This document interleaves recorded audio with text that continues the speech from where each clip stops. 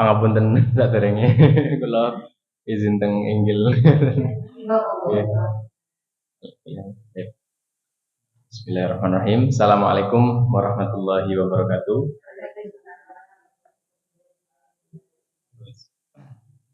Sebelum kita mulai, kita karena berada di masjid, ya, kita sedanten niatkan selain nanti niat taklim, kita niatkan dulu juga niat i'tikaf.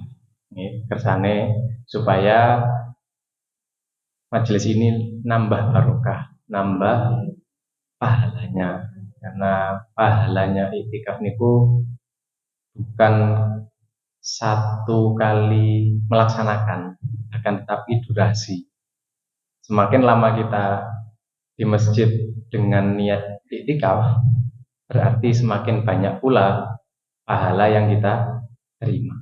Apalagi kalau di masjid sambil taklim, jadi double nanti yang kita dapat. Terus untuk niatnya mudah ya. Kalau apal bahasa Arabnya buat nopo-nopo, nawaitul i'tikafa di hadzal masjid madum tufihi lillahi ta'ala, atau enggak pakai madum tufihi enggak apa-apa.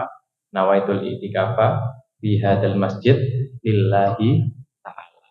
Kalau enggak hafal bahasa Arab juga enggak apa-apa, pakai bahasa Indonesia, pakai bahasa Jawa, pakai bahasa Inggris nopo mawon enggak apa-apa. Allah itu Maha mengetahui. Terus setelah ini kita baca niatnya di dalam hati. Karena kita sudah di masjid, niat itu harus bersamaan dengan perbuatannya. Kita sudah di masjid dan kita sudah tinggal menambahkan niat di dalam hati. Monggo kita bersama-sama niat di dalam hati kita untuk i'tikaf supaya majelis ini tambah barokah. Bismillahirrahmanirrahim. Terima kasih banyak ya, alhamdulillah. Semoga semakin barokah, semakin tambah pahala, semakin berlipat ganda apa yang kita dapatkan pada pagi hari ini. Ala kulli hal. Bismillahirrahmanirrahim. Kita baca niat dulu ya. Niat taklim.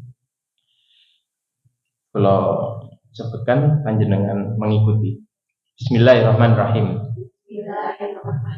Nawaitu ta'allum wa ta'lima wat-tadzakkura wat-tadhkira wan-naf'a wal-intifa'a wal-hatha 'ala tamassuki bi kitabillahi wa sunnati rasulih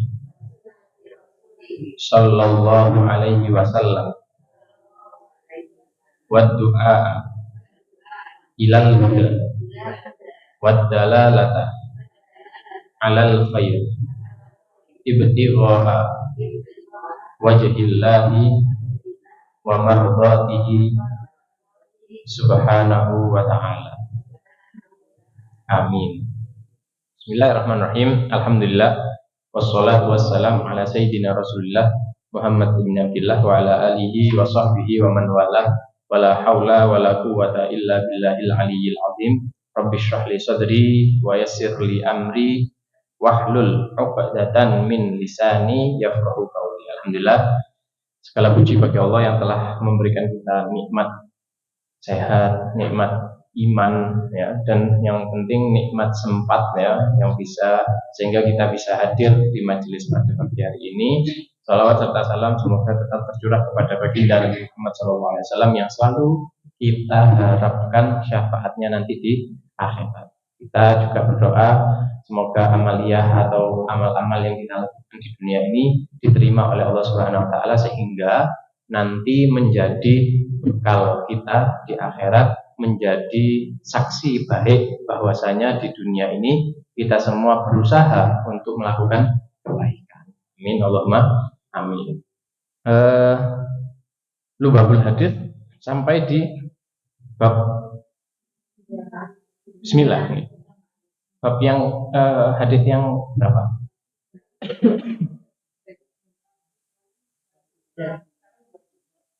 Hadis ke yang bunyinya Inna Allah subhanahu wa ta'ala Man qala bismillahirrahmanirrahim marratan lam yabqa min dunubihi dzarratun. Niku nggih. Baik. Bismillahirrahmanirrahim. Man qala bismillahirrahmanirrahim. Nggih. Gitu. Nggih. Hadis keberapa ini berarti? 1, 2, 3. Hadis ketiga dari bab fadilah bismillahirrahmanirrahim. Bismillahirrahmanirrahim. Qala al-mu'allif rahimahullah wa nafa'ana bihi wa bi ulumihi wa bi ulumikum fid dharaini amin. Ila an qala wa qala sallallahu alaihi wasallam, bersabda Nabi Muhammad sallallahu alaihi wasallam, man qala bismillahirrahmanirrahim, barang siapa mengucapkan atau membaca bismillahirrahmanirrahim, kalimat bismillahirrahmanirrahim marrotan, satu kali saja, maka lam yabqa, tidak tersisa, min dzunubihi, dari dosa-dosanya, dzarratun, sebesar biji atom atau partikel yang paling terkecil daripada materi, yaitu namanya dzarratun. Ini pembahasan bismillah, ini pembahasan yang sangat panjang dan sangat lebar. Kenapa? Karena ada ulama yang mengatakan bahwasanya sebaik-baik kitab itu adalah kitab Al-Quran. Dan Al-Quran itu intinya ada di surat Al-Fatihah. Jadi seluruh Quran kalau diringkas, kalau kita mau mengambil intisarinya saja, itu bisa kita ambil sepenuhnya ada di Al-Fatihah. Kenapa? Karena di Al-Fatihah itu ada pujian untuk Allah, ada ikrar kita bahwasanya Allah lah yang satu-satunya yang bisa menolong kita, wa iyyaka na'budu wa iyyaka nasta'in. Kemudian kita menunjukkan kelemahan kita dan kita minta sama Allah Subhanahu wa taala, ihdinas siratal mustaqim, menunjukkan bahwasanya tidak ada yang bisa menunjukkan hidayah, tidak ada yang bisa mengarahkan kita menuju kebaikan kecuali sinten? Allah Subhanahu wa taala. Di intinya Al-Qur'an ada di mana? Al-Fatihah. Kalau kita mau ringkas lagi, intinya Al-Fatihah itu ada di kalimat atau di ayat Bismillahirrahmanirrahim. Makanya kalau membahas Bismillahirrahmanirrahim ini ada ulama yang mengatakan, kalau aku menafsirkan Bismillahirrahmanirrahim dengan seluruh pemahamanku, maka niscaya 10 onta tidak akan kuat untuk mengangkat kitab-kitabnya. Saking luasnya. Karena intisari intinya inti, core of the core, ya. Intinya inti. Kemudian dari Bismillah itu ada intinya lagi. Dari Bismillah itu intisarinya di mana? Di huruf ba-nya yang di awal. Bismillah, ba-nya yang depan, bi. Terus nanti mungkin kita akan sedikit membahas tentang maknanya Bismillahirrahmanirrahim supaya kita paham betul kenapa sih kok kalau mengucapkan Bismillahirrahmanirrahim itu dosa kita itu diampuni. Intinya Bismillah apa? Ba-nya. Jadi itu ada intinya lagi, yaitu titiknya. Titiknya. Kalau di Al-Quran itu ayatnya nun wal qalami wa ma yasturu. Jadi segala sesuatu itu diawali dari titik yang satu itu, atau kalau boleh dikatakan siapa yang satu itu, yaitu Allah Subhanahu wa taala yang Maha Esa. Tiada duanya. Jadi segala sesuatu ini kun fayakun itu dari siapa? Dari Allah yang Maha Esa. Satu-satunya Tuhan. Tidak ada yang dua, tidak ada yang ketiga. Karena segala sesuatu terjadi ini karena satu, yaitu sinten? Allah Subhanahu wa taala. Jadi betapa Bismillah itu menjadi kalimat yang sangat powerful, kalimat yang sangat maknanya sangat dalam, sehingga ulama-ulama mengatakan seperti itu. Ala kulli hal, hadisnya kita di sini adalah Barang siapa yang mengucapkan Bismillahirrahmanirrahim marrotan lam yabqa min daranihi lam yabqa min dunubihi darratun. Bismillahirrahmanirrahim. Karena maknanya, kenapa sih kok dosa-dosanya kita itu dihapuskan? Karena ketika mengucapkan Bismillahirrahmanirrahim dengan benar, nah ini ya, kenapa? Kita harus menjadikan amalan-amalan kita itu berguna untuk hidup kita. Jangan sampai contoh yang sering terjadi, ya, yang sering terjadi itu kayak sholat misalkan. Sholat itu sudah menjadi kebiasaan. Terus banyak orang-orang yang mengamalkan atau melakukan sholat formalitas. Bahasanya apa? Cuman menggugurkan kewajiban. Nah, ini bahaya. Kenapa? Karena lama-lama kita melakukan sesuatu itu tidak bermakna, tidak ada asarnya, tidak ada efek untuk diri kita. Sehingga ada orang yang sholat terus, tapi ternyata apa? Maksiatnya jalan apa STMJ, STMJ sholat terus maksiat jalan. Ya, katanya sholat itu inna sholata tanha anil fahsyai wal munkar, katanya. Sholat itu mencegah dari perbuatan buruk dan kemungkaran. Nah, fahsya itu yang berkaitan dengan nafsu, munkar itu berkaitan dengan yang jahat-jahat. Tapi kok masih ada yang kamu sholat? Iya sholat. Tapi kok masih mencuri? Ya, ya enggak apa-apa. Pokoknya aku sholat. Nah, ini berarti ada yang salah dalam amalia ibadahnya.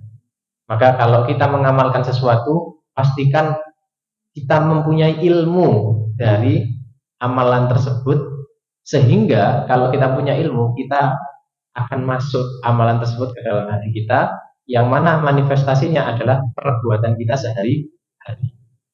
Panjenengan ikut majelis taklim seperti ini, otomatis harus ada efeknya ke kehidupan sehari-hari. Derek majelis taklim tapi ternyata gibah, namimah, adu domba tetap jalan. Nah, berarti ada yang salah nih. Berarti datang ke majelis taklim niatnya nopo? Nah, ngoten. Harus diintrospeksikan, harus dievaluasi bahasanya. Ngoten. Nah, sama seperti Bismillahirrahmanirrahim ini. Bismillahirrahmanirrahim ini sudah hampir menjadi kayak kebiasaan bagi orang baik, ya. Bagi orang baik ini Bismillahirrahmanirrahim sudah menjadi kebiasaan. Nopo? Ngambil minum. Bismillahirrahmanirrahim. Makan. Bismillah sih. Kalau sama anak-anak ya. Baca apa? Bismillah.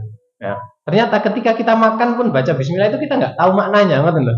Apa? Kita nyuruh anak kita untuk baca apa dulu? Bismillahirrahmanirrahim. Baca apa dulu? Kalau mau tidur baca apa? Bismillahirrahmanirrahim. Ahya, Bismillahirrahmanirrahim.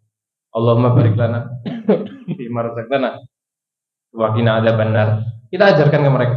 Tapi ternyata waktu kita melakukan sesuatu, Bismillahirrahmanirrahim, apa ya maksudnya? Nah, ternyata kita juga masih belum dalam pemahamannya, sehingga hanya kayak yuslah pokoknya Bismillah. Nah, ini yang contoh-contoh ibadah yang tidak bermakna untuk diri kita. Dikhawatirkan kita cuma melakukan karena kebiasaan. Nah, ini Bismillah yang bisa menghapus dosa itu adalah Bismillah yang kita memahami betul. Kalau kita membaca Bismillahnya betul, dengan pemahaman yang betul, maka nanti akan muncul efeknya ke dalam diri kita. Jadi Bismillahirrahmanirrahim itu ada beberapa yang intinya Bismillah kan ba, ya. Intinya Bismillah itu ba, dan ba itu ada banyak maknanya. Kalau kita lihat di kitab-kitab makna, kitab-kitab lughah bahasa, itu maknanya ada 17. Ya, tapi di sini kita tidak usah bahas semua, kita bahas salah satunya saja atau 3 mungkin kita akan membahasnya. Bismillahirrahmanirrahim. Babnya yang pertama itu bab untuk sababiyah, sebab. Ya. Jadi kita mengucapkan Bismillah itu sebab, karena ada sebabnya. Kenapa sih aku mengucapkan Bismillah? Oh, aku sebab.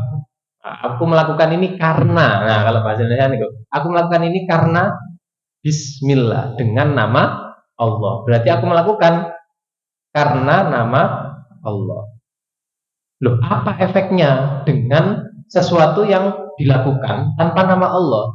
Nah, ini ada hadisnya Rasulullah SAW. Apa? Kullu amrin tibalin la yubda'u bi bismillah bahwa aqta bahwa ajdab. Ya. Segala sesuatu yang baik kalau tidak dibarengi dengan nama Allah, maka nanti keberkahannya akan putus. Nah, ini insya Allah mungkin sudah dibahas kali Umi yang di pertama, karena memang ini adalah sesuatu hadits yang memotivasi kita untuk kita itu melakukan sesuatu atas nama Allah. Nah, bahkan amalan-amalan yang biasa bisa menjadi ibadah karena ucapan Bismillah. Contoh paling gampang, nyapu-nyapu, nyapu rumah. Nyapu rumah niku hukumnya nopo? Wajib, haram, apa mubah, apa sunnah, apa makruh? Kalau misalkan rumahnya disapu, boleh nggak disapu? Boleh. Kalau nggak disapu boleh? Dosa. Boten, cuman rumahnya kotor ya. Ala kulihal. Berarti hukumnya menyapu ini kok apa? Mubah, boleh dilakukan, boleh tidak dilakukan. Nah, tapi kalau kita nyapu rumah dibarengi dengan kalimat Bismillahirrahmanirrahim, maka yang mubah tadi itu akan naik level. Yang aslinya nggak dapat pahala. Panjenengan misalnya nyapu terus ngambil gerundel. Wah, itu harus dibersihkan ini mau. Cuman gitu tuh. Dapat pahala. Buatan. Dapat apa? Ya dapat bersih aja. Dapat bersih aja. Kenapa? Karena nyapu-nyapu, ngepel dan sebagainya hukumnya apa? Mubah. Tidak dapat apa-apa. Tidak dilakukan. Tidak mendapat apa-apa. Ditinggalkan juga tidak mendapat apa-apa. Ini definisi apa? Mubah ya. Ada wajib ya, hukum dalam Islam itu ada 5. Yang pertama apa? Wajib ini pun apa? Kalau dilakukan dapat pahala, kalau nggak dilakukan berdosa. Nah ini kok apa? Wajib. Kalau sunnah gimana? Kalau dilakukan dapat pahala, kalau tidak dilakukan tidak dapat apa-apa, tidak dosa. Kalau mubah dilakukan ataupun ditinggalkan tidak dapat apa-apa. Ini mubah. Kalau makruh gimana? Makruh dilakukan, ada yang mengatakan mendapat dosa ataupun dibenci Allah. Kalau ditinggalkan ya tidak mendapat apa-apa. Kalau haram wajib ditinggalkan. Kalau dilakukan malah dapat dosa. Terus mubah itu contohnya kan, kalau kita barusan untuk terus kalau mau minum, boleh nggak kalau nggak minum? Ya boleh. Kalau minum, Bismillahirrahmanirrahim, boleh? Ya boleh. Tapi karena kalau tadi bilang apa? Bismillahirrahmanirrahim, tadi naik menjadi apa? Sunnah, mendapat pahala. Kenapa? Karena sakulo melakukan minum ini sebab Allah Subhanahu wa ta'ala. Ya Allah, aku minum barusan ini cek ndak watuk maneh, supaya nerangkannya lancar. Kalau nerangkannya lancar, panjenengan bisa paham dengan baik. Aku melakukan ini supaya ilmuku tersampaikan lillahi ta'ala. Lillahi ta'ala. Sebab sinten? Allah Subhanahu wa ta'ala. Maka kalau seharian kita itu dihitung, perbuatan kita itu kalau diawali semuanya dengan bismillah, maka akan menjadi pahala banyak. Ada seorang perempuan yang mengeluh atau istilahnya iri ya, bilang kepada Rasulullah, ya Rasulullah, enak laki-laki Ramadan dia bisa full 30 hari. Kalau nisa kan pasti wonten praine nggih, wonten libur, wonten datang bulannya. Berarti aku nggak bisa mendapatkan pahala penuh seperti yang dilakukan oleh laki-laki. Aku pun kalau Ramadan mau itikaf nggak bisa, karena orang haid nggak boleh masuk masjid misalkan gitu. Ya. Kemudian di bulan-bulan selanjutnya Orang-orang laki-laki bisa baca Quran 1 bulan penuh. Sedangkan kami yang perempuan apa? Nggak bisa. Karena ada liburnya, entah itu 7 hari sampai 15 hari. Sehingga kalau nggak bisa untuk baca Quran, padahal aku pengen. Gitu.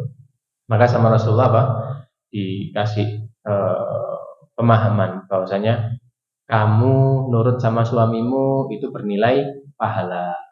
Kamu mengurusi anakmu bernilai pahala. Kamu membersihkan rumah bernilai pahala. Loh, tapi pahala ini ya itu harus dibarengi dengan niat lillahi.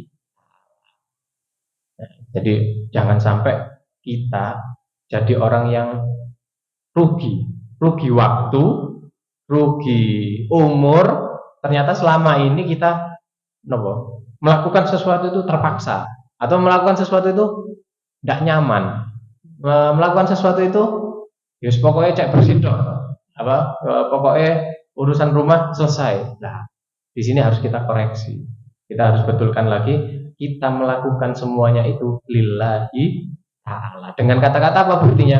Bismillahirrahmanirrahim. Jadi Bismillahirrahmanirrahim, ambil sapu, ya, pahala.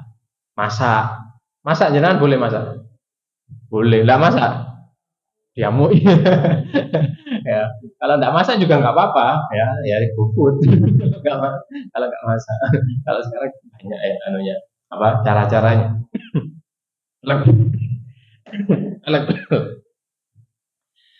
Apa tadi? Masak, Bismillah, dapat pahala.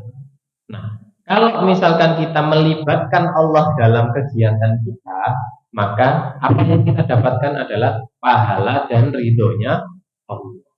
Gitu loh. Jadi jangan sampai kita mengamalkan sesuatu itu kayak sia-sia, nggak ada pahalanya. Ya wes, dapat capek aja. Dapatnya apa? Capek aja. Dapatnya apa? Gelo aja, misalkan rapi-rapi rumah, ternyata kadang-kadang suaminya atau anaknya tiba-tiba datang naruh di tempat sembarangan. Oh, sudah diingatkan kemarin, taruh di tempatnya. Di mana tempatnya? Di sini. Nah, ternyata kita naruhnya itu, mengembalikannya itu sambil marah-marah. Akhirnya nggak dapat apa-apa. Ya sudah, lakukan saja. Bismillahirrahmanirrahim. Bismillahirrahmanirrahim. Aku melakukan ini karena Allah biar rumahku rapi. Nyontohkan juga ke anakku kalau gini loh caranya. Akhirnya nanti lama-lama efeknya itu besar karena kita melibatkan Allah Subhanahu wa taala. Itu yang pertama, melakukan sesuatu sebab atau karena Allah Subhanahu wa taala. Ini yang pertama maknanya Bismillahirrahmanirrahim, dengan sadar, dengan ilmu, dengan memahami bahwasanya aku melakukan ini karena Allah Subhanahu wa taala. Makna yang kedua, biasanya kalian nulis dah. Okay. Makna yang kedua itu adalah ma'iyah. Ma'iyah itu bersama. Ma'iyah itu bersama, membersamai. Jadi yang pertama tadi? Sebab ataupun karena Allah Subhanahu wa taala. Kalau yang kedua itu bersama Allah Subhanahu wa taala. Jadi kalau dalam bahasa Arab contohnya gini. Zahabtu ila suqi bizaidin. Aku pergi ke pasar bersama Zaid. Berarti kita bersama-sama. Apa bersama-sama itu? Ya ditemani. Ya, ditemani, bisa jadi dijaga atau bareng ataupun apapun itu, pokoknya kita bersama-sama. Nah, makna yang kedua ini adalah Bismillahirrahmanirrahim, ma'iyah itu bersama Allah Subhanahu wa taala. Maka kita berharap dengan ucapan bismillah kita ini, selain tadi kita dapat ridho karena Allah Subhanahu wa taala, kita juga dibarengi ketika melakukan. Jadi ketika melakukan, kalau kita bismillahirrahmanirrahim, akhirnya kita tidak akan melakukan sesuatu yang maksiat kepada Allah. Ya, misalkan sudah mengucapkan bismillahirrahmanirrahim dengan makna yang bersama Allah, tapi kita masih gelo, kemungkinan enggak. Pasti ya Allah, awalnya itu gitu ya Allah gini. terus Bismillah ya apa. Nah, akhirnya kita apa? Menyenangkan diri kita, mengamankan psikologi kita, mengamankan hati kita dari apa? Perasaan yang sedih gitu. Sering kita di pondok itu apa nih? Kayak urusan dampar-dampar ngeten ya. Dampar-dampar ngeten itu eh, kadang ada anak yang tidak membersihkan setelah selesai belajar. Ini damparnya pulau yang pakai misalkan. Setelah pakai pulau langsung pergi. Sehingga apa? Berantakan di situ. Belum dibersihkan. Tapi ada anak-anak yang punya kepekaan tinggi. Yang mereka itu sangat ingin membantu orang lain. Misalkan, berarti kelasnya ini jadi berantakan gara-gara damparnya belum ditata ulang. Terus gimana dia? Udah, dia Bismillahirrahmanirrahim, aku niat untuk membereskan ini lillahi ta'ala. Aku niat melakukan ini bersama Allah Subhanahu wa taala. Sehingga dia di hatinya itu bukan kayak wah arek ini enggak berusaha nih. Akhirnya bukan marah, tapi dia malah senang. Oh ya alhamdulillah, aku akhirnya apa? Dapat pahala khidmat. Ditata, selesai. Akhirnya dia apa? Enjoy. Kamar mandi, misalkan. Kalau di pondok kan bareng-bareng ya. Kadang-kadang yang di kamar mandi itu jarang sekali yang mau membersihkan, terutama di lubangnya yang pas kotor. Kayak contoh di masjid gitu ya. Itu apa? Kita biasakan anak-anak ketika selesai dari kamar mandi harus disikat atau harus dibersihkan. Tapi ada yang jijik aku apa dan sebagainya. Tapi ada teman-teman yang peduli kayak, "Oh ya Allah, cek kotore." Ya, dalam hati kalau di dalam kamar mandi tidak boleh mengucapkan apa? Bismillahirrahmanirrahim ya, karena ada asma'nya Allah Subhanahu wa taala. Terus sama dia dibersihkan. Nah, ini nilainya apa? Nilai khidmat. Kenapa dia melakukan sangat enjoy? Kenapa dia melakukan sangat senang? Karena dia bismillahnya itu bersama Allah Subhanahu wa taala. Sehingga dia itu tidak merasakan beban sama sekali. Dia tahu ini memang bukan kewajibanku.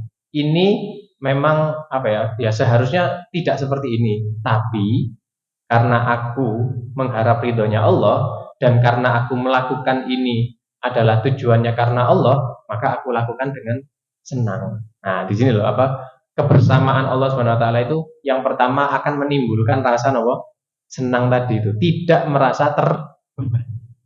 Tidak merasa terbeban. Nah, itu salah satu faedahnya kalau kita baca bismillah. Bismillah. Kalau bismillah sik rada gelo ya berarti masih belum nyantol apa bacaan bismillahnya.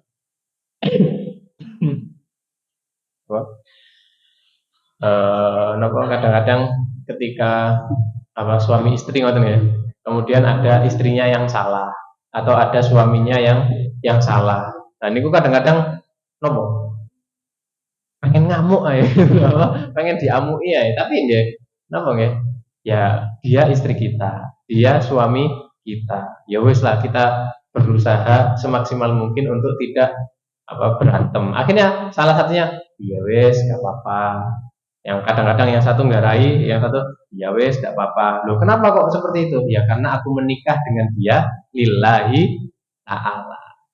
Gitu loh. Jadi kalau misalkan kita gabungkan amal-amal kita itu dengan kata-kata bismillahi dengan nama Allah, maka otomatis kita itu akan enjoy menjalaninya. Karena tujuan kita itu bukan wah ini salah, ini enggak, wes lakukan aja, apakah ada pahalanya untuk nanti di akhirat? Ada, ya sudah lakukan dengan santai, dengan tidak berat hati, dengan legowo. Nah, ini makna yang kedua ya, dibersamai Allah. Nah, dibersamai Allah juga yang maknanya adalah tidak akan melakukan sesuatu yang melanggar Allah Subhanahu wa taala. Wes bismillah aku berangkat ke majelis taklim. Ya. Semoga aku dapat ridhonya Allah. Semoga aku dibersamai oleh Allah SWT. Ternyata sampai majelis taklim, ya ternyata nggak taklim, malah gibain orang, malah ya apa ada kabar enggak dari yang kemarin, yang kita gibain kemarin? Oh, tak ada sih gitu. Oh, ada ini loh. Nah akhirnya bikin gara-gara. Nah berarti di sini Ya, bismillahnya tadi itu belum bermakna. Karena kalau kita bismillahirrahmanirrahim, bismillah aku berangkat. Ya, berarti nanti tujuan utamanya apa? Ya taklim mencari ridho Allah bersama Allah, maka Allah akan nanti apa? Mencegah dia untuk berbuat sesuatu yang melanggar. Kayak misalkan kita datang apa? eh, keluar keluar Bismillahirrahmanirrahim, laki-laki keluar untuk mencari nafkah ya, Bismillahirrahmanirrahim, aku keluar mencari nafkah lillahi ta'ala supaya aku dibersamai Allah, maka keluarnya dia naik motor, naik mobil, apapun itu, maka dia akan fokus dengan tujuannya tadi itu, aku melakukan ini untuk menafkahi keluargaku. Kok ternyata dia menafkahinya itu melakukan perbuatan maksiat? Nah ini tidak mungkin, karena apa? Dia sudah mengucapkan apa? Bismillahirrahmanirrahim, sehingga ketika dia, ya Allah, aku ini melakukan untuk keluargaku, untuk Allah Subhanahu Wa Taala loh, nafkah ini. Tapi kok aku melakukan dengan cara menipu? Maka dia akan sadar, maka Allah akan melindungi dia dari perbuatan yang melenceng, ya, kemaksiatan yang dilakukan pada Allah. Maka nanti segala sesuatu yang kita gunakan itu kan akan bersaksi di hadapan Allah Subhanahu Wa Taala. Maka kalau kita Bismillah naik motor, Bismillah pakai sendal, maka semua yang kita lakukan, semua yang kita gunakan, pakaian kita, rida kita, dampar yang kita pakai, karpet yang kita duduki, itu nanti akan bersaksi. Benar tak? Ibu ini taklim di majelis di masjid atau kan? Dia akan bicara, ya bersaksi di akhirat nanti. Ya, maka ada kesunahan kalau kita sholat sunnah itu dianjurkan untuk apa? Pindah-pindah. Terus kalau panjenengan sholat qobliyah atau ba'diyah itu jangan di tempat yang sama. Supaya nanti tempat-tempat yang kita sholati tadi itu bersaksi kepada Allah Subhanahu Wa Taala kalau kita melakukan sholat sunnah. Terus sholat sholat sunnahnya di belakang tiang sini. Ini berarti bendi. Ini kongi. Di belakang tiang sini. Terus nanti ternyata udah komat misalkan kita ke depan. Kemudian setelah kita ke depan, qobliyah kita mundur, pindah ke tempat yang lain. Ya. Katanya istiqomah itu lebih baik. Ya, katanya istiqomah, aku istiqomah di belakang tiang terus. Ya enggak apa-apa. Istiqomah itu maksudnya istiqomah kegiatannya. Tapi kalau misalkan kita bisa ambil faedah yang lain, ya apa? Kalau bisa karpet semua di sini ini pernah kita sholati, gitu loh. Kalau misalkan panjenengan taklim posisinya saat ini kita ngajeng di depan, besok pindah di sebelahnya, besok pindah di sebelahnya. Pokoknya aja mundur. jangan mundur. Kenapa? Karena kalau di majelis taklim ataupun dalam soft sholat itu al awal. Yang pertama itu yang dia dapat yang pertama. Jadi keutamaan soft pertama kan pernah dibahas gitu. Pernah dibahas ya di Lubabul Hadis juga, kalau saja orang-orang tahu pahala orang yang ada di soft pertama, maka dia akan mendatanginya walaupun sambil merangkak, walaupun dia sambil ngundi, saking saking besarnya pahala di soft pertama. Gondang Legi itu ada ya yang terawih terus dapat uang 50.000. Kenapa pernah mirang jangan? Di Gondang Legi itu ada bos rokok kalau nggak salah. Itu kalau sholat terawih di sana dapat 50.000. Akhirnya yang sholat full, masjidnya nggak cukup, sampai ke jalan-jalan, sampai ke gang warga. Ya memang setelah sholat dibagiin 50.000. Loh, kenapa mereka berbondong-bondong? Karena tahu setelah sholat 50.000. Lah Rasulullah ngasih tahu kalau saja orang-orang tahu apa yang disolat pertama, maka mereka akan mendatanginya walaupun sambil merangkak. Yang sakit-sakit pun udah aku tetap ke sana. Misalkan ya bukan 50.000, misalkan dapat uang 100 juta. Loh, masih loro, masih nopo pasti ya berangkat. Ya. Ada kejadian unik ya tentang seperti itu ya. Di tetangga desa Kulo kan asli Lumajang ya. Kulo asli Lumajang.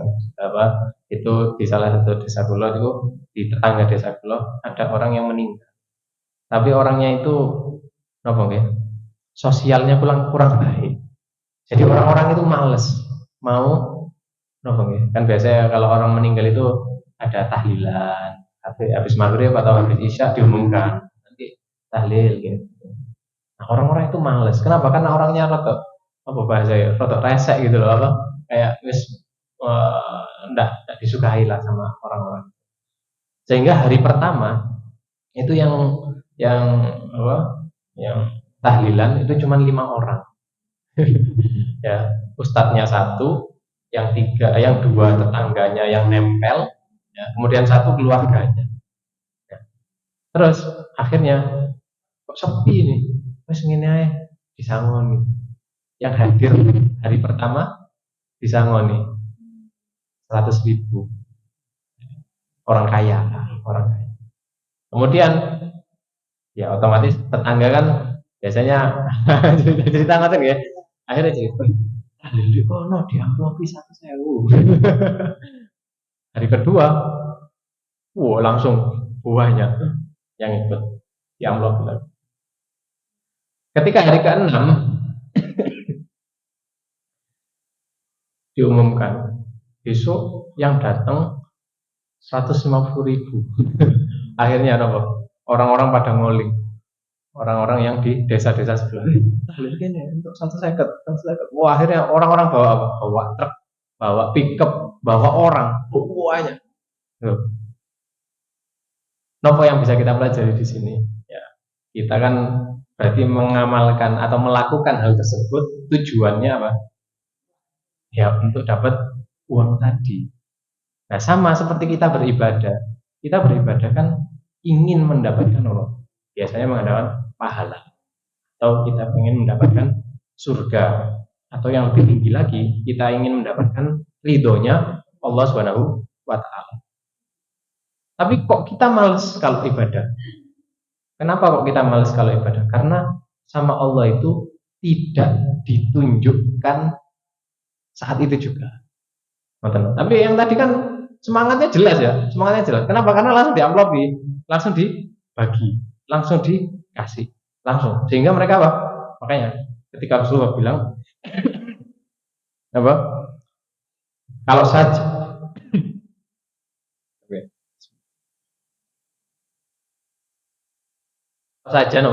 saja orang-orang itu tahu pahalanya di sosok pertama, maka mereka akan datang walaupun apa? Merangkak tadi itu. Nah, ini apa? Diuji. Apa tabarakalladzi biyadihil mulku wa huwa ala kulli syai'in qadir, alladzi khalaqal mauta wal hayata liyabluwakum ayyukum ahsanu amala. Untuk menguji panjenengan sedanten, kita semua diuji siapa yang paling bagus amalnya. Pahalanya nanti, gitu loh. Innallaha la yukhliful mi'ad. Allah itu tidak akan pernah apa? Mengingkari janji. Nah, kita sama bos kita sama orang yang menggaji kita, itu aja percaya kok. Kita enggak, kita datang ke mana? Ke kantor. Itu enggak boleh telat. Jam 8 harus di kantor. Telat berarti potong gaji atau telat berarti dikasih peringatan. Itu kita langsung datang sebelum jam 8.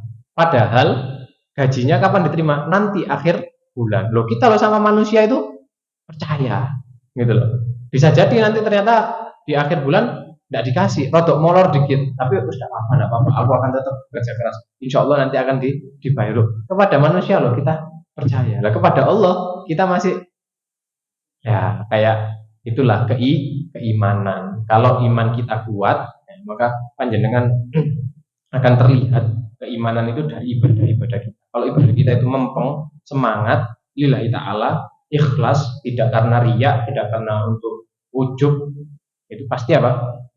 Menunjukkan keimanannya kuat. Apa ayatnya? Alif lam mim dzalikal kitabul la raiba fi hudal lil muttaqin. Untuk orang-orang yang bertakwa. Siapa itu orang-orang yang bertakwa? Alladzina yu'minuna bil ghaib. Orang yang imannya kuat kepada Allah Subhanahu wa taala. Tandanya apa? Wa yuqimunas shalah, mengamalkan ibadah-ibadah, di antaranya sholat. Jadi sholat itu jadi barometer keimanan. Ya, kalau misalkan sholatnya males-malesan, adzan sih atau sholatnya cuma formalitas kayak wes sholat dan cepet-cepet biar kita tidak ada tanggungan. Nah berarti ya level keimanannya masih perlu dipertanyakan. Wa yuqimuna sholata wa mimma razaqnahum yunfikun, ya, dan mengeluarkan dari hartanya. Kita kadang-kadang sholatnya mentong, tapi ternyata ketika mengeluarkan uang rodok geter kayak eman ini kalau tak keluarkan ini ya. Ketika salah masukkan ke dalam kotak amal aja antara 10.000 dan 2.000 itu kepikirannya seminggu ya. Anak-anak di masjid ya, saya hari Jumat nih ya, hari Jumat masukkan apa, masukkan kotak amal nih ya, ini kan ditutup gitu biar tidak kelihatan apa ria ya kan, nanti masukkan uang ini, waduh nyumbangnya 5.000, nyumbangnya 10.000, kan dilihat sama orang sampingnya, sehingga biasanya ambil terus ditutup, nah, masukkan, ternyata di dalam sakunya ada 2.000 sama 10.000. Pas masukin dia, pas ngambil kan biar tidak riak, ditutup, masukkan, aman berarti lillahi. Ketika keluar dari masjid kan kita disunahkan untuk beli-beli sesuatu untuk keluarga ketika selesai dari sholat Jumat. Jadi kita anjurkan anak-anak, kalian kalau keluar sholat Jumat bawa amal, dan juga kalau bisa jajano tidak apa-apa. Tapi kalau sekarang kan ada apa asmane sodako Jumat nih loh. Jadi anak-anak kayak wes daripada aku keluar uang kan sudah dapat sodako Jumat, di sini aja yang aku bawa ke pondok. Jadi mereka makan plus lauk yang istimewa dari apa sodako Jumat. Nah kalau yang berkeluarga dianjurkan untuk beli sesuatu untuk keluarganya di rumah supaya datang dari Jumatan, Assalamualaikum, ini loh ada sesuatu. Jadi istrinya seneng, anaknya seneng. Nah akhirnya apa? Hubungannya harmonis. Sehingga ditunggu-tunggu. Oh, Jumatan, iya cepetan. Ya, biar apa? Nanti pulang-pulang bawa sesuatu. Nah, ketika beli ternyata, loh kok 2.000? Akhirnya apa? Setiap saat Allah Akbar, ya Allah, kok melebur sing 10.000 sih. Sholat lagi Allah, kok sih melebur 10.000. Nah ternyata kan kita sangat apa masih perhitungan gitu ya. Padahal yang ngasih rezeki ya Gusti Allah, yang ngasih semuanya juga Gusti Allah. Kita dapat sesuatu itu juga dari Gusti Allah. Tapi ketika kita mengeluarkan kok enggak, kita hitung, kita apa? Perhitungan. Padahal Allah itu ya innallaha yarzuqu may yasha bighairi hisab. Allah itu ngasih rezeki kepada orang yang dikehendaki itu enggak hitung-hitung. Maka kalau ada orang yang ngitung-ngitung kepada Allah, maka dia tidak akan dapat banyak. Misalkan apa? Ya, ada orang, aku kemarin sudah baca Quran 1 juz, ya. Atau kemarinnya sudah baca 5 juz, berarti 5 dino prei. ini hitung-hitungan ini, hitung-hitungan. Maka orang-orang yang kayak gitu sama Allah apa ya? Tidak dikasih banyak. Kenapa? Karena dia masih perhitungan sama Allah. Maka kita harus kasih semuanya effort kita kepada Allah. Nanti Allah akan ngasih bighairi hisab, nggak kehitung. Oke, itu apa? Makna yang kedua apa? Dibersamai oleh Allah Subhanahu wa Ta'ala. Yang terakhir ini yang level yang paling tinggi, ya level yang paling tinggi. Atau kalau kita sudah ini sampai jam itu, sampai jam setosok. Usah jam setengah ini berarti. Oke, tapi enak sama ini ASEAN, buatan panas nyaman sampai bisa ngantuk. Saya apa seliut nih ya. Dia bahaya. Lek ngaji ngantuk itu bahaya soalnya untuk ilmu ini setengah-setengah ya. Ambil yang baik ya, tinggalkan yang buruk. Kok mulai Jumatan ya. Katanya suruh ambil yang baik. Sandalnya. Oh ini bagus. Ambil karena apa? Ketika khutbah seliut-seliut atau tidur. Yang terakhir itu adalah apa tadi? Yang pertama di lillahi ta'ala ya, karena Allah Subhanahu wa taala itu sebab. kemudian yang kedua adalah ma'a, bersama, yang terakhir itu ilsok. Ilsok itu adalah kata lasiko. Ya, lasiko itu kalau dalam bahasa Arab, lasik itu isolasi itu nempel. Jadi kita berharap dengan ucapan bismillah kita itu Allah itu nempel sama kita. Ya, jadi kita itu kayak diawasi sama Allah. Ya. Kita tidak akan berbuat maksiat, itu ikut makna yang kedua tadi. Tapi kalau sudah nempel, dia akan jadi orang yang istimewa di sisi Allah Subhanahu Wa Taala. Dia akan jadi orang yang punya derajat yang tinggi di sisi Allah, sehingga apapun yang dia inginkan, apapun yang dia harapkan, itu belum minta pun dikasih. Belum minta sama Allah dikasih. Ini dalilnya atau kisahnya itu ada di surat Maryam. Ya, jadi Maryam itu adalah ibunya Nabi Allah Isa alaihissalam. Dan Maryam ini dikafil atau diurus oleh Nabi Zakaria. Nabi ngurus yang namanya Maryam. Ya, dan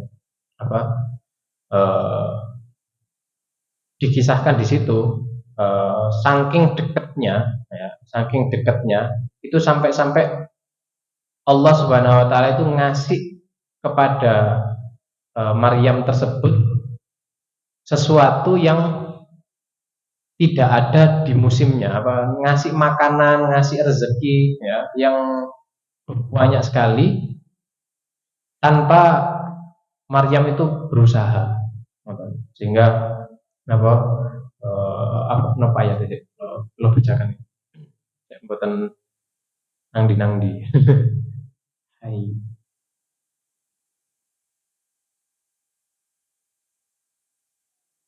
Nalika da'a Zakaria Rabbah.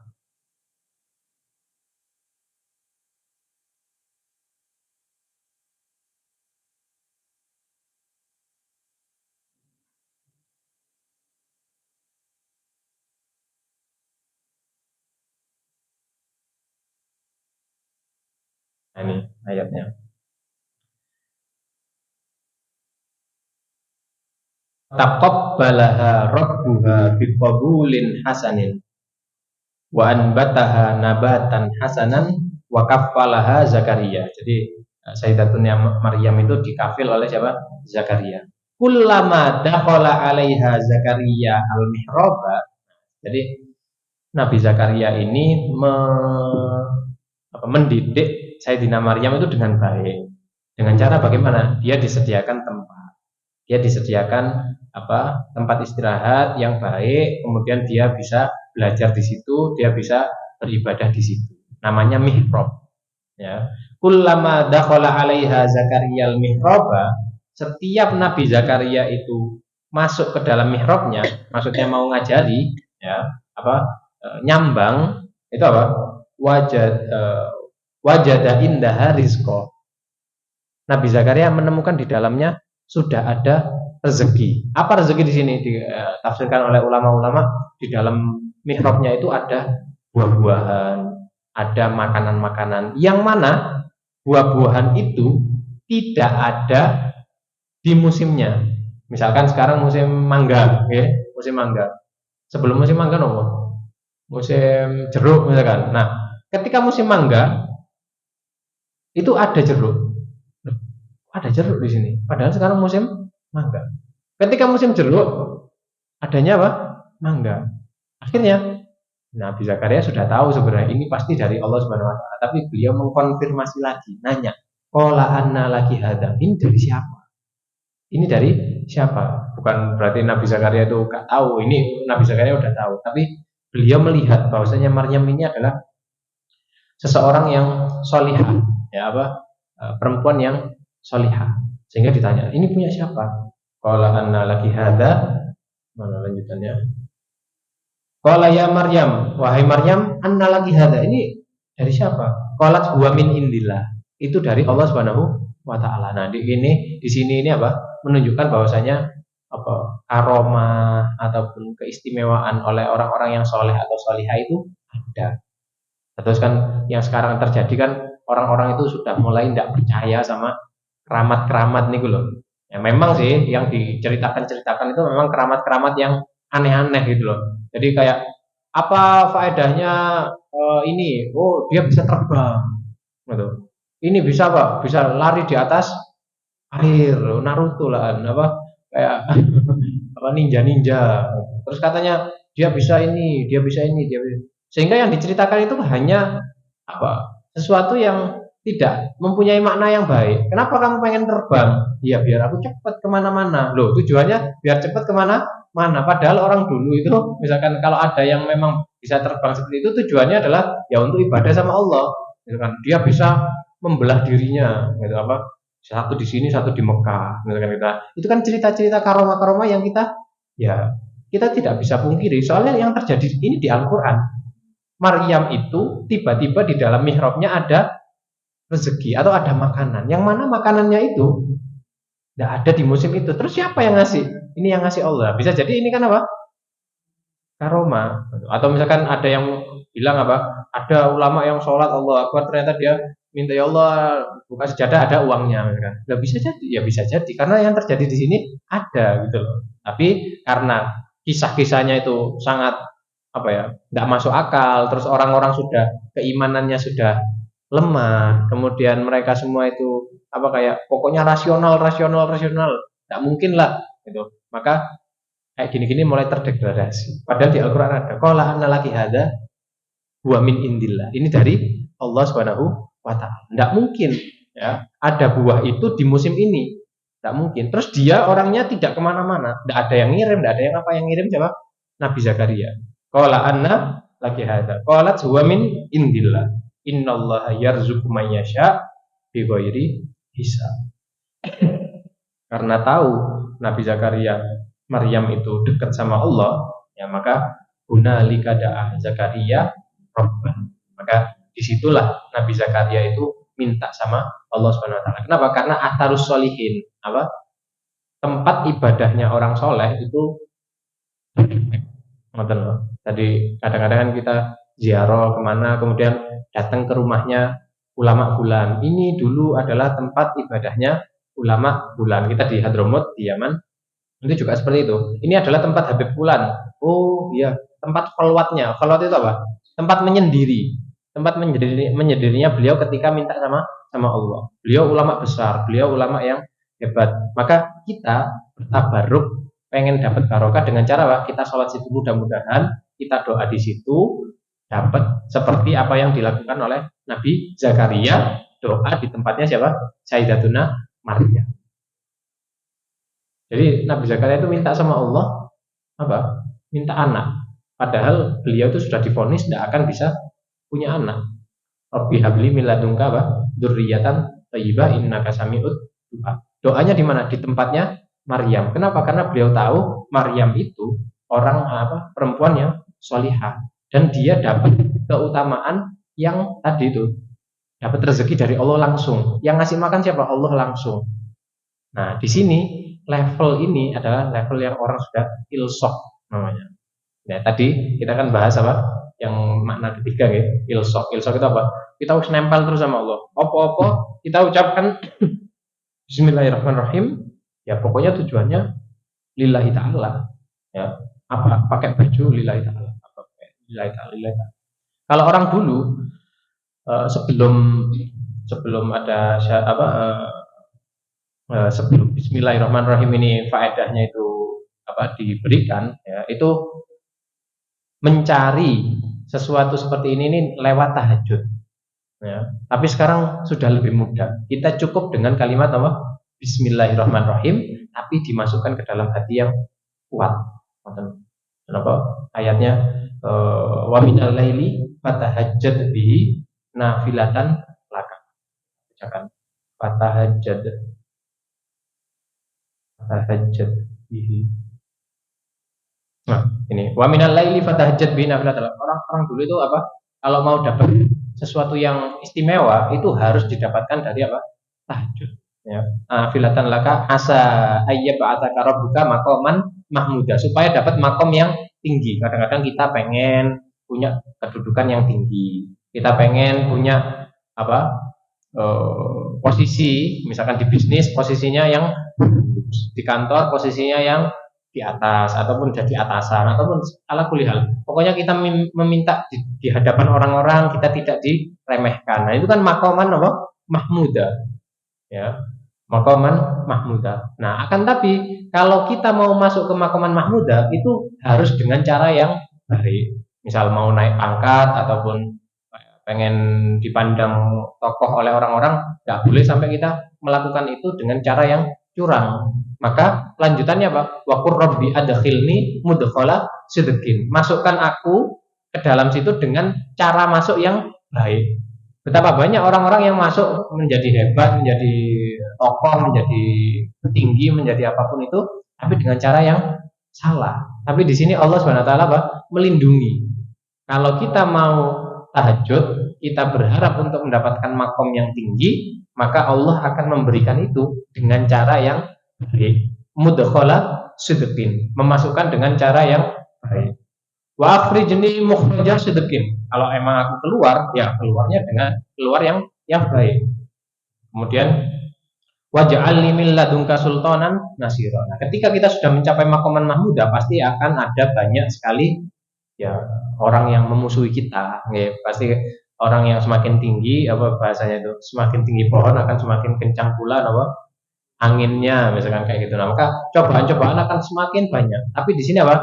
Allah Subhanahu wa taala akan waj'alni min ladunka sultanan nasira. Akan dijadikan Allah Subhanahu wa taala itu sebagai penolong. Kalau ada yang tidak suka, kalau ada yang mau menjatuhkan, kalau ada yang mau menjerumuskan. Jadi harus dengan tahajud untuk bisa mendapatkan itu semua. Tapi sekarang ya kita bisa melakukannya dengan apa? Kalimat yang satu saja, yaitu apa? Bismillahirrahmanirrahim. Dengan itu kita melakukan lillahi ta'ala. Dengan itu kita melakukan bersama Allah SWT. Dengan itu kita akan nempel kepada Allah SWT.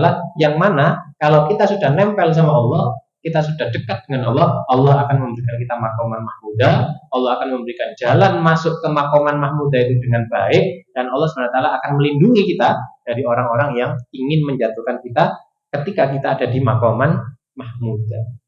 Ada orang alim, apakah bersih dari omongan orang? Ya enggak, pasti apa? Wah ini diomongin. Alhamdulillah. Ya, tapi Allah SWT yang menjadikan nasiro, Allah yang menjadi apa?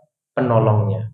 Di sini kenapa nggak ya banyak ya cerita-ceritanya apa guru-guru kita apa kadang umi ya seperti itu apa batin gitu ya, batin aduh pengen anggur tiba-tiba apa ada gojek apa masuk dari ibu Fulan lo apa kagem umi apa anggur lo ya oleh apa anggur lah, berarti kalau sudah seperti itu, kalau sudah seperti itu biasanya apa? Karena memang sudah dekat dengan Allah Subhanahu. Nah, kalau jenengan apa nang bojone harus aku mandar muga maring ini terus diberikan dibawakan sesuatu. Oh, berarti aku wali misalnya. Berarti wali ala kuliah ya. Wali murid. Ala kuliah. Nah, hal-hal yang seperti itu dengan makna yang seperti tadi itu, ketika kita ucapkan bismillahirrahmanirrahim dengan baik, dengan niat yang tepat, dengan 3 makna yang tadi kita ucapkan itu, maka Allah Subhanahu wa taala akan menghitung itu sebagai kebaikan. Maka kebaikan itu akan menghapuskan keburukan. Jadi kalau ada orang banyak ya ini hal-hal yang seperti ini, orang-orang itu khilaf ataupun dia belum punya ilmu ataupun dia itu dia bermaksiat di masa mudanya.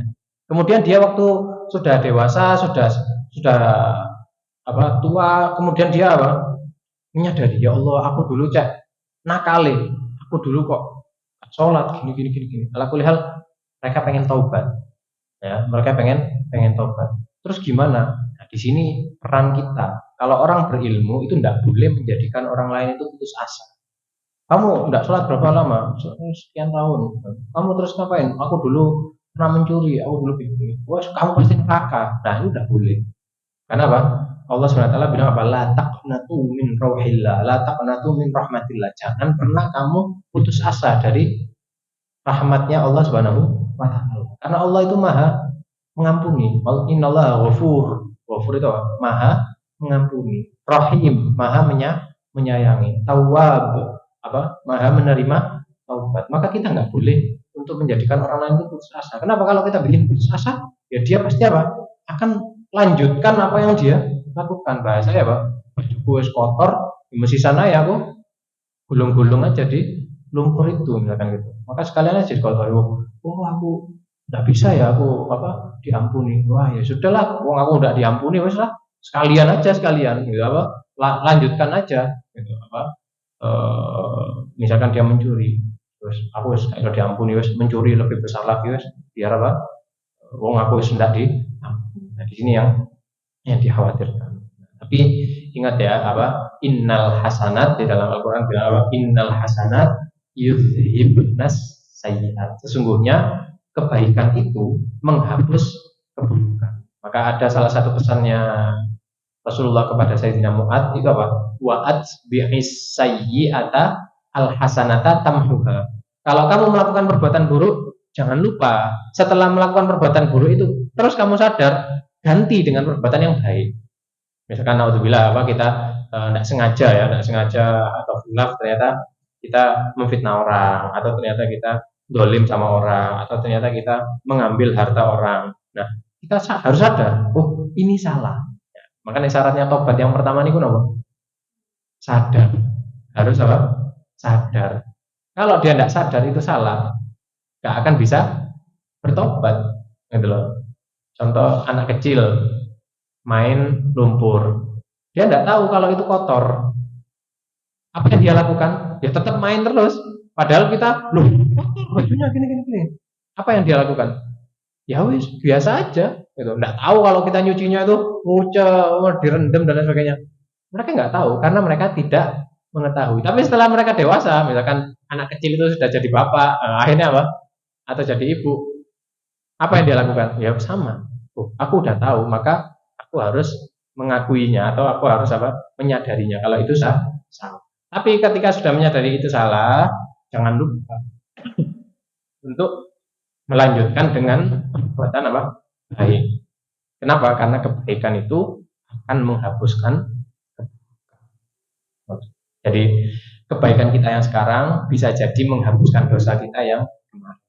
Maka jangan sekali-kali kita kayak merasa oh enak ya, terus berarti saiki aku tak dosa. Engko bengi tobat. Besok dosa lagi.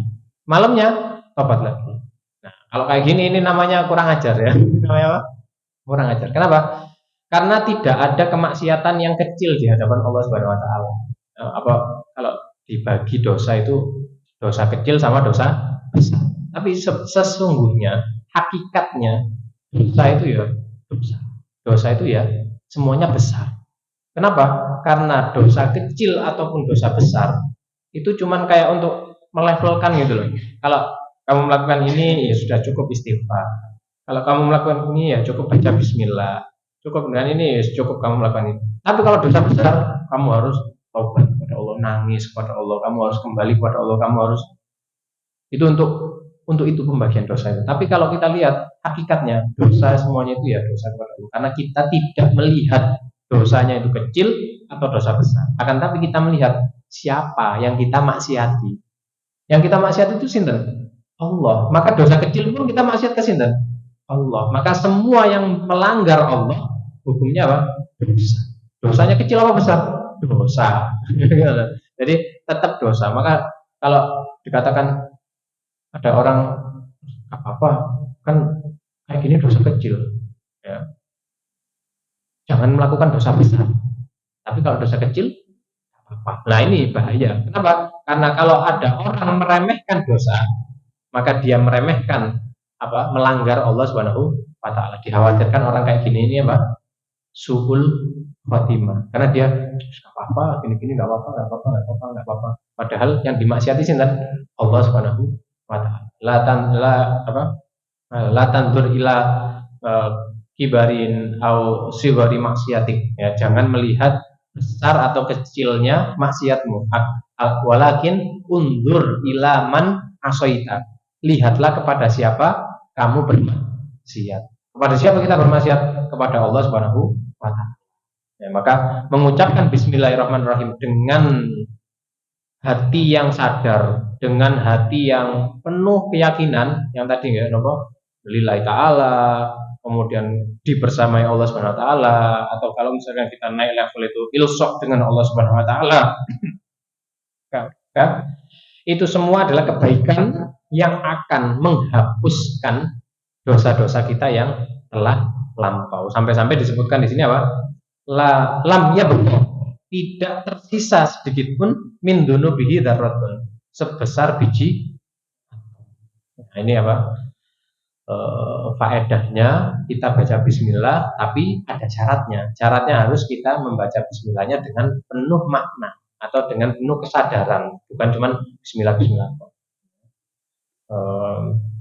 Yang terakhir mungkin ya, kalau tadi kan kita bahas hukum ya, bahas hukum. Pulau sebenarnya basisnya niku fikih ya. Pulau niku belajar dulu di Yaman itu syariah. Jadi kalau hal-hal seperti ini pasti kita akan bismillahirrahmanirrahim. Apa hukum membaca bismillahirrahmanirrahim? Kalau kita baca di literatur atau di kitab-kitab itu ada 5 hukumnya. Ya. Hukumnya bisa wajib, bisa sunnah, bisa mubah, bisa makruh, bisa haram. Ya. Jadi kapan kita wajib membaca bismillah? Yang pertama, contoh ya, yang wajib kapan? Ketika kita sholat. Kenapa? Karena ketika kita sholat wajib baca Al-Fatihah. Al-Fatihah di dalamnya ada bismillah. Maka wajib bagi kita membaca bismillahirrahmanirrahim kapan? Ketika kita melakukan sholat. Maka kalau kita bacanya alhamdulillahirabbil langsung, maka kita tidak sah sholatnya karena meninggalkan satu ayat dari surat Al-Fatihah. Loh, terus sekarang kan banyak masjid-masjid yang nggak pakai bismillah, ngerti ya? Ini khilaf ya ini ya. Alhamdulillah dalam mazhab Syafi'i wajib membaca bismillah. Jadi kalau misalkan kita kan di Indonesia, mazhabnya itu mazhab Syafi'i, maka ya wajibnya harus membaca bismillahirrahmanirrahim. Ya. Terus ternyata panjenengan pernah umroh atau pernah haji, terus di Mekah, mereka bacanya gimana? Alhamdulillahirabbil alamin. Tapi kadang-kadang ada yang terbisik bismillah. Bismillah. Berarti kan mereka tetap baca ya. Yang muktamad itu pokoknya bismillah itu masuk ayat Al-Fatihah. Enggak boleh di-skip. Misalkan ada masjid yang enggak pakai bismillah. Terus apa respon kita? Apakah kita sholatnya langsung mufarokoh? Apa mufarokoh itu?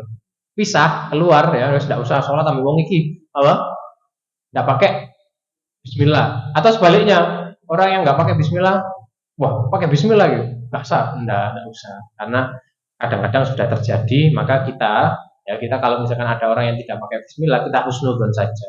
Mudah-mudahan dia baca bismillahnya kayak yang tadi, Bismillahirrahmanirrahim. Alhamdulillahirabbil saking tidak dikeraskan. Tapi kalau kita ngajari keluarga kita ya kita ajarkan bacakan bismillah karena kita sudah tahu ilmunya kalau bismillah itu bagian dari Al-Qur'an. Maka ini bagian dari Al-Fatihah. Maka ini yang pertama hukumnya wajib. Kapan? Ketika kita sholat membaca surat Al-Fatihah wajib dibaca. Kalau nggak dibaca gimana? Ya dosa. Kenapa dosa? Karena batal sholatnya, tidak sah. Ya. Apalagi kalau kita tahu. Lanjut. Yang kedua, sunnah. Ya, sunnah ini yang tadi kita bahas itu banyak hal ya, banyak. Setiap perbuatan yang baik disunnahkan untuk membaca Bismillahirrahmanirrahim. Contohnya apa? Panjenengan nulis. Panjenengan nopo ya pokoknya sesuatu yang baik membantu orang lain, mengulurkan tangan, Bismillahirrahmanirrahim. Nah itu membantu orang lain baik enggak? Baik. Pokoknya sesuatu yang baik, yang ada kebaikan di situ, dianjurkan membaca Bismillah. Ya, dianjurkan membaca Bismillah. Ada catatan di sini, sesuatu itu kadang-kadang baik secara dohir, kadang-kadang baik secara batin. Contohnya baik dohir batin, ya apa contohnya? Menolong orang. Menolong orang itu kelihatan secara dohir baik, karena dia jatuh kita tolong. Baik nggak secara dohir? Baik. Secara batin dapat pahala nggak? Dapat. Tapi di sisi lain ada yang baik secara batin, tidak baik secara dohir, atau bahasanya itu apa? Baik untuk diri kita, tapi tidak baik kalau ditunjukkan. Contoh, buang air besar. Contoh, kentut, nah gitu. Ya, misalkan mau kentut, Bismillah dulu. Bismillahirrahmanirrahim, terus kentut. Nah, kentut bagus secara batin, secara rahasia. Atau misalnya kalau kita nggak kentut kan, sakit, kembung dan sebagainya. Tapi secara dohir, kalau ditunjukkan Bismillahirrahmanirrahim, lapo, nah gitu. Wah ini langsung kayak banyak tidak bagus. Nah kalau yang seperti itu tidak dianjurkan untuk baca maka hal-hal yang kayak kamar mandi, ya Bismillahnya itu ya nggak perlu keras-keras, istilahnya doa masuk kamar mandi saja.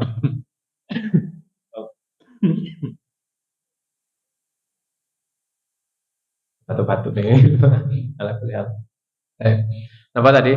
Sunnah ya. Kapan sunnah? Ketika melakukan perbuatan yang baik. Ya, melakukan perbuatan yang baik. Kapan mubah? Nah, kalau mubah ini ya nggak ada alasan apa-apa. Tiba-tiba aja kita ngapain? Bismillah, Bismillah. Enggak. Ngapain kamu ngomong Bismillah? Ya udah ada, pokoknya ngomong Bismillah itu hukumnya apa? Mubah. Ya. Yang keempat, makruh. Kapan membaca Bismillah makruh? Kalau melakukan sesuatu yang makruh. Contohnya rokokan misalkan ya. Rokokan. Bismillahirrahmanirrahim. Sak sedotan Bismillah. Aku berpikir. Sambil berpikir. Ala kulli hal, ulama-ulama berbeda pendapat tentang hukumnya rokok ya. Ada yang makruh, ada yang haram. Tapi lebih condong ulama-ulama itu ke haram karena sudah jelas madorotnya ya kan, bahkan di bungkus rokoknya kan sudah ditunjukkan, tapi karena rokok itu adalah devisa negara kan, jadi penguntungan negara, sehingga hukumnya ada yang mengatakan makruh saja. Karena ada yang mengatakan ada faedahnya, ya faedahnya ketika ada orang pondok ataupun kiai ataupun guru-guru ketika rokokan itu bisa belajar lama. Terus rokok ini adalah ada faedahnya. Ala kulli hal dia madorot, ya, tapi ada faedahnya. Maka hukumnya tidak sampai haram. Kalau tidak rokokan nanti pusing, misalkan gitu ya. Maka tidak sampai haram, makruh. Maka kapan dibaca Bismillah itu makruh? Kalau melakukan sesuatu yang makruh. Banyak hal ya yang makruh ya. Yang terakhir haram. Loh, bisa baca Bismillah haram tapi kapan? Kalau dibarengi dengan sesuatu yang haram. Ya. Dan sampai nanti mau minum homer kan. Bismillahirrahmanirrahim. Mau mabuk. Nah ini bahaya. Ya. Nanti bilang gini, kan minum homer maksiat. Baca Bismillah berpahala. Berarti kan seri ya. Jadi min 1 plus 1 berapa? 0. Berarti ya aku minum ini tidak dapat pahala, tidak dapat dosa. Ini minta diketak orangnya. Bismillahirrahmanirrahim, minum minum khamr ya, atau bahasanya gini, biar minum khamrnya syar'i. Bismillahirrahmanirrahim. Wah ini malah ya bahasanya kurang ajar. Misalkan ya panjenengan ada ngajar ataupun panjenengan ngasih tahu ke anaknya, ya jangan melakukan ini ya, gini ya, malah ternyata dilakukan di depan mata kita. Itu kan kayak ya kurang ajar gitu ya, malah membuat marah gitu. Maka hal-hal yang seperti itu tidak diperkenankan atau hukumnya apa? Haram. Ya, jangan sampai apa? Waduh, ada apa? Kalau yang tadi apa? Gosok nih, gosok sendal nih, ambil yang baik, ambil apa? Tinggalkan yang buruk. Waduh, ada sendal bagus nih. Bismillahirrahmanirrahim. Semoga bermanfaat. Wah, ini ya enggak bisa gitu ya. Kenapa ya? Kayak tadi itu apa? Karena kita kurang ajar sama Allah Subhanahu wa taala. Allah melarang hal tersebut. Malah kita melaksanakannya dengan nama Allah. Aku mengambil sendal ini lillahi ta'ala. Bismillahirrahmanirrahim, tak bawa pulang. Atau ada orang mencuri. Waduh, aku butuh uang ini. Bismillahirrahmanirrahim untuk keluargaku. Nyuri orang lain. Nah, ini juga salah. Makanya hukumnya apa? Haram. Ada kalanya wajib, ada kalanya sunnah, mubah, makruh ataupun haram. Maka kita harus hati-hati untuk memperhatikan hal-hal tersebut ya. Majelis ghibah. Bismillahirrahmanirrahim, kita mulai majelis kita. Waduh, ini bahaya ini. Ghibah haram dimulai dengan kata bismillah. Atau ada lagi yang gini, orang-orang enggak apa-apa wes ghibah dulu, nanti kita baca subhanakallahumma wa bihamdika asyhadu alla ilaha illa anta astaghfiruka wa atubu ilaik. Kenapa? Karena katanya kalau mengucapkan itu 3 kali, dosa-dosa di majelis kita ini akan dihapuskan. Bukan ya, dosa-dosa yang kecil-kecil itu dihapuskan iya, tapi kamu gibahin orang itu kan urusannya sama orang lain, maka mungkin dosa gibahmu dihapus, tapi dosamu sama dia melanggar haknya dia itu belum. Kenapa kamu harus minta maaf? Makanya ada 2 ayat di Al-Quran yang diawali dengan kata wail. Wail itu apa? Neraka wail. Wailul lil mutaffifin sama wailul likulli humazatil lumazah. Apa artinya wailul lil mutaffifin? Wailun, neraka wail bagi orang-orang yang mengurangi timbangan. Kenapa? Muamalah, bertransaksi dengan tidak adil. Bahwa timbangannya dikasih pemberat magnet. Bilang ngomong ini bagus ternyata rusak. Nah, ini berarti apa? Muamalah. Ya. Yang kedua, wailul likulli humazatil lumazah. Hati-hati, neraka wel bagi orang yang kasak kusuk. Berarti apa? Gibahi orang lain atau menjelek-jelekkan kehormatan orang lain. Dari ayat 2 ini kita bisa ambil kesimpulan bahwasanya banyak orang di dunia ini yang suka untuk melanggar satu hak harta tentang materi, itu dolim ya, dolim tentang timbangan misalkan, ini harusnya dikasih 1 kilo tapi ternyata kurangilah 800, nggak tahu mungkin dia gitu. Atau mungkin dia menipu dengan orang, ini dolim ya, maka harus dikembalikan ya. Kalau yang kedua, banyak orang yang suka menghancurkan a'radun nas, kehormatan orang lain dengan cara adu domba. Orang itu loh, kamu dibilang gini sama orang itu, terus bilang ke orang lain, kamu loh dibilang gini sama orang itu. Orang yang aslinya nggak ada masalah, ketemu jadi masalah loh. Gara-gara apa? Ada orang ketiga yang ngompori 2 orang tersebut. Nah, maka kita harus harus hati-hati dengan kedoliman ya, dengan kedoliman hal-hal yang seperti ini itu tadi wailul lil mutaffifin, wailul likulli mazatil. Wallahu a'lam. Semoga kita bisa mengamalkan yang kita pelajari hari ini. Semoga kita ilmunya manfaat ya. Paling enggak kita ya bismillahnya dimulai ya, bismillahirrahmanirrahim. Apa-apa nanti panjenengan masukkan buku ke tas, bismillahirrahmanirrahim. Baik enggak? Baik. Kenapa? Karena aku akan menyimpan buku yang isinya ilmu ini di dalam tasku supaya enggak rusak. Kalau rusak nanti aku enggak ilmunya males aku. Kalau rusak mau murojaah, mau belajar kembali, males. Maka kita nanti panjenengan pakai sendal, bismillahirrahmanirrahim. Kemudian naik motor, bismillahirrahmanirrahim. Pokoknya semuanya kalau bisa kita barengi, kita bacakan bismillahirrahmanirrahim dengan tujuan apa tadi? 3 tadi ya, sebab kemudian bersama Allah, yang terakhir ilsok, atau semoga kita bisa naik level ke ilsok tadi. Kalau kita sudah naik ilsok, apapun yang kita inginkan akan Allah. Wallahu a'lam bishawab. Apa ada pertanyaan? Betul. Insyaallah jelas ya.